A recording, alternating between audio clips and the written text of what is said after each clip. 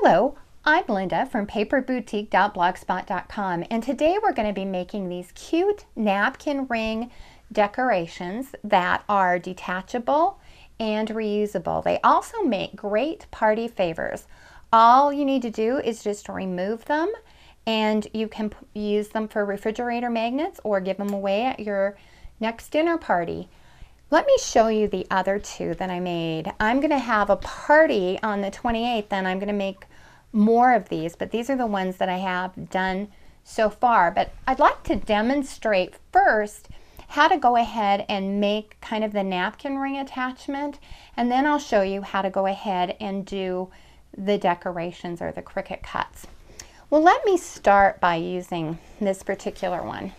In this case, I just used the silver napkin ring, and for this project what you're going to need are napkin rings, and I bought 4 of them at Target for I think they were $6.99.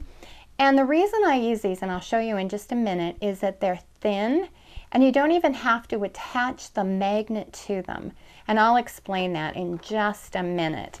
The next thing that you're going to need are these basic gray small magnets, and they're very hard to find. I found these in Washington, but you can also get these online at joann.com, and I use them all the time. I truly love them.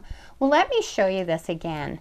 The first thing I did, and I'll show you on this one, is I cut a band, and you don't have to, of paper that's 7/8 of an inch wide by 6 inches, and then I just attached it on the other side with removable tape.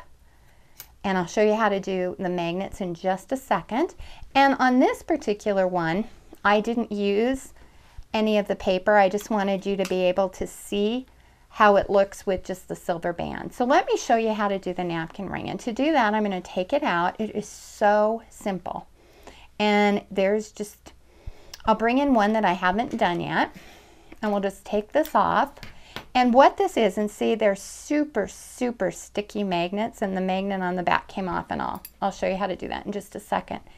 And all you're going to do is take the basic gray magnet and take the plus side, and then take the adhesive off of this plus side and put it right on there. Did you see it jump? They are so sticky.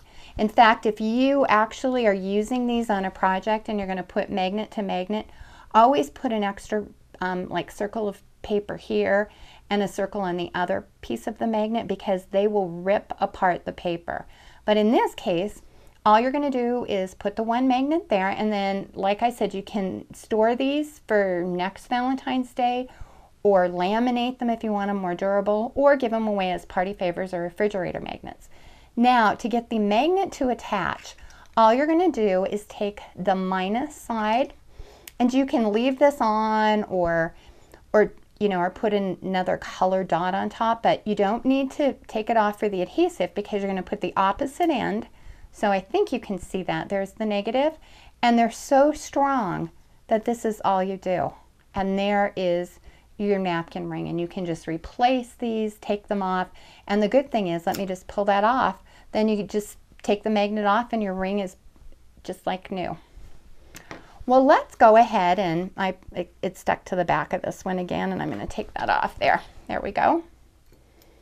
And it's on this particular one, so they're a little tricky to get started with, but there you go. And you can, I don't know if you can hear that, but they're very strong. Well, let's go ahead, and I want to show, oh, and then it's super easy. I just got some inexpensive napkins at Bed Bath & Beyond, white ones, and I'll use those for various seasons. Well, let me go ahead and show you how to do the individual cuts.